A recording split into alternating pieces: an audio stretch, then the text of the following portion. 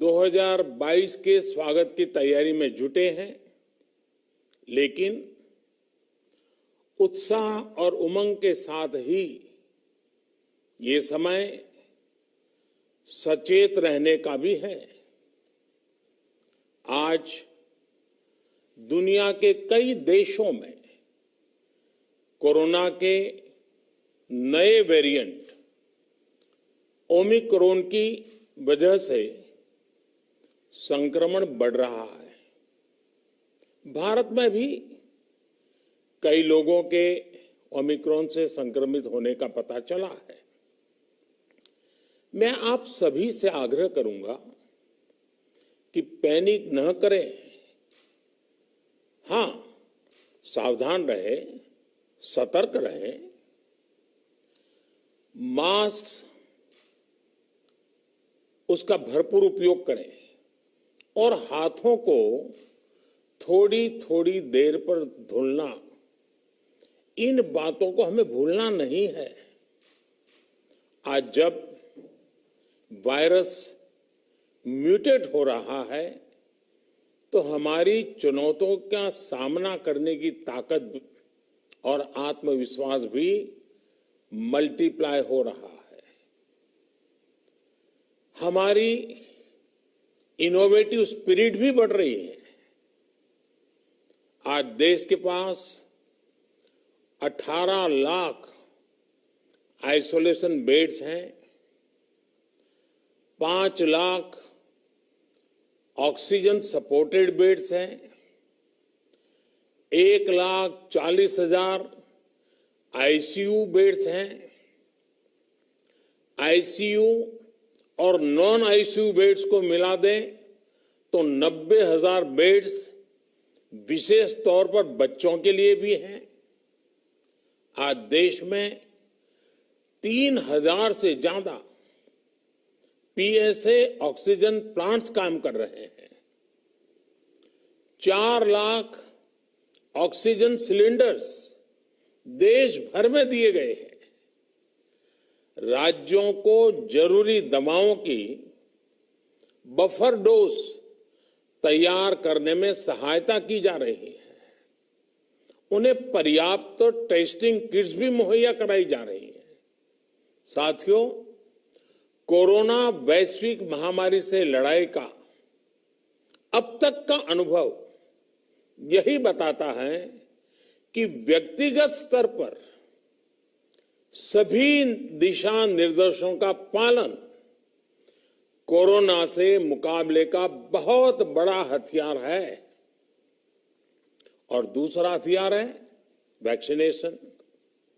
हमारे देश ने भी इस बीमारी की गंभीरता को समझते हुए बहुत पहले वैक्सीन निर्माण पर मिशन मोड में काम करना शुरू कर दिया था। वैक्सीन पर रिसर्च के साथ साथ ही approval processes, supply chain, distribution, training, IT support system, certification पर भी हमने निरंतर काम किया।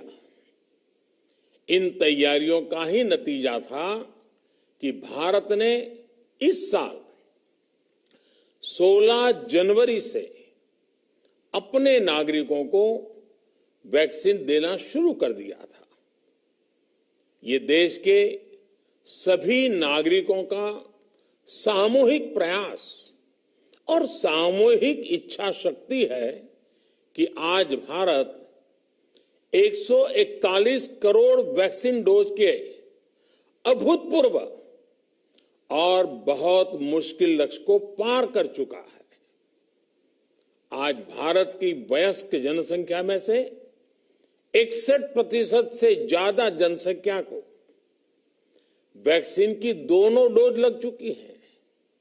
इसी तरह वयस्क जनसंख्या में से लगभग 90% लोगों को वैक्सीन की एक डोज लगाई जा चुकी है।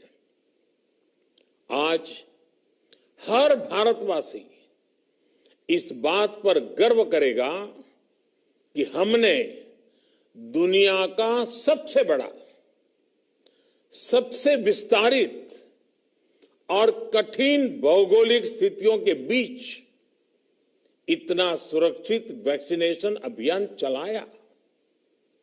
कई राज्य और विशेष तौर से टूरिज्म की दृष्टि से महत्वपूर्ण राज्य जैसे गोवा, उत्तराखंड, हिमाचल जैसे राज्यों ने 100% सिंगल डोज वैक्सीनेशन का लक्ष्य हासिल कर लिया है।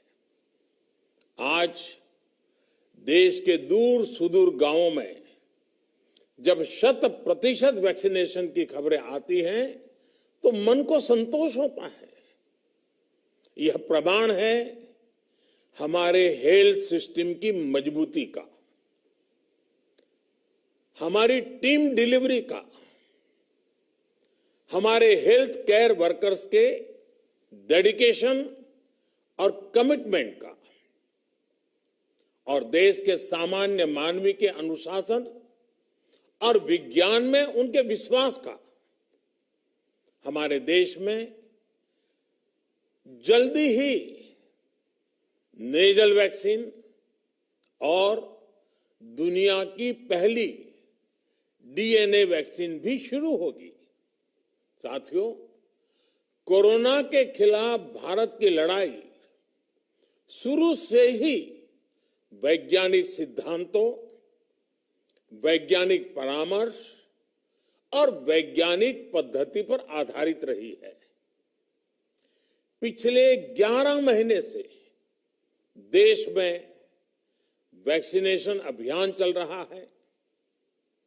देशवासी इसके लाभ भी महसूस कर रहे हैं। उनकी रोजमर्रा की जिंदगी सामान्य हो रही है। आर्थिक गतिविधियां भी दुनिया के कई देशों की तुलना में उत्साहजनक रही हैं। लेकिन साथियों, हम सभी जानते हैं कि कोरोना अभी गया नहीं है। ऐसे में सतर्कता बहुत जरूरी है। देश को सुरक्षित रखने के लिए, देशवासियों को सुरक्षित रखने के लिए हमने निरंतर काम किया है। जब वैक्सीनेशन शुरू हुआ तो उसमें भी वैज्ञानिक सुझावों के आधार पर ही ये तय किया गया कि पहली डोज किसे देना शुरू किया जाए, पहली और दूसरी डोज में कितना अंतराल हो, स्वस्थ लोगों को कब वैक्सीन लगे, जिन्हें कोरोना हो चुका है उन्हें कब वैक्सीन लगे, और जो कोमॉर्बिडिटी से ग्रस्त हैं उन्हें कब वैक्सीन लगे।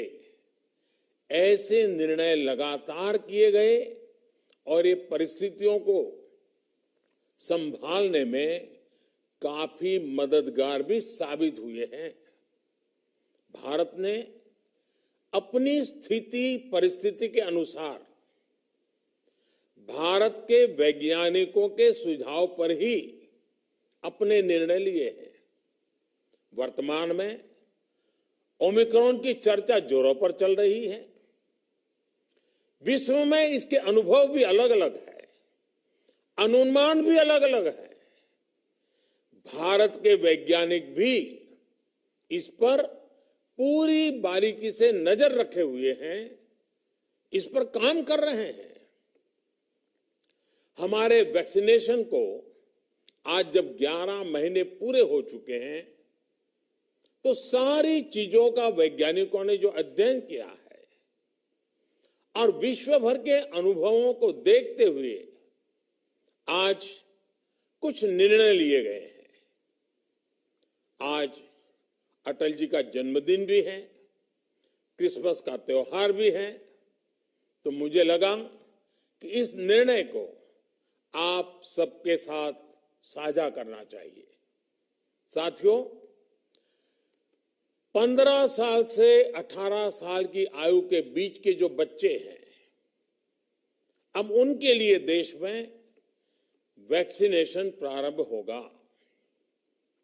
2022 में 3 जनवरी को सोमवार के दिन से इसकी शुरुआत की जाएगी। ये फैसला कोरोना के खिलाफ देश की लड़ाई को तो मजबूत करेगा ही, स्कूल कॉलेजों में जा रहे हमारे बच्चों की और उनके माता पिता की चिंता भी कम करेगा। साथियों, हम सबका अनुभव है कि जो कोरोना वॉरियर्स हैं, हेल्थ केयर और फ्रंटलाइन वर्कर्स हैं, इस लड़ाई में देश को सुरक्षित रखने में उनका बहुत बड़ा योगदान है। वो आज भी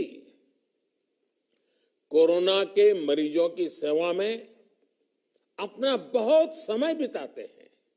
इसलिए प्रिकॉशन की दृष्टि से सरकार ने निर्णय लिया है कि हेल्थ केयर और फ्रंटलाइन वर्कर्स को वैक्सीन की प्रिकॉशन डोज भी प्रारंभ की जाए। इसकी शुरुआत 2022 में 10 जनवरी सोमवार के दिन से की जाएगी।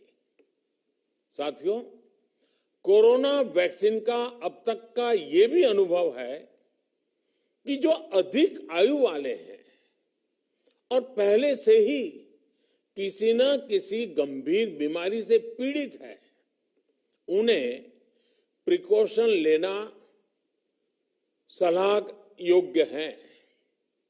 इसको ध्यान में रखते हुए 60 वर्ष से ऊपर की आयु के कोमॉर्बिडिटी वाले नागरिकों को उनके डॉक्टर की सलाह पर वैक्सीन की प्रिकॉशन डोज का विकल्प उनके लिए उपलब्ध होगा। ये भी 10 जनवरी से प्रारंभ होगा। साथियों, मेरा एक आग्रह है कि अफवाह, भ्रम और डर पैदा करने के जो प्रयास चल रहे हैं, उनसे बचना चाहिए। हम सभी देशवासियों ने मिलकर अब तक दुनिया का सबसे बड़ा वैक्सीनेशन अभियान चलाया है। आने वाले समय में हमें इसको और गति देनी है और विस्तार देना है। हम सभी के प्रयास ही कोरोना के खिलाफ इस लड़ाई में देश को मजबूत करेंगे। आप सबका बहुत बहुत धन्यवाद।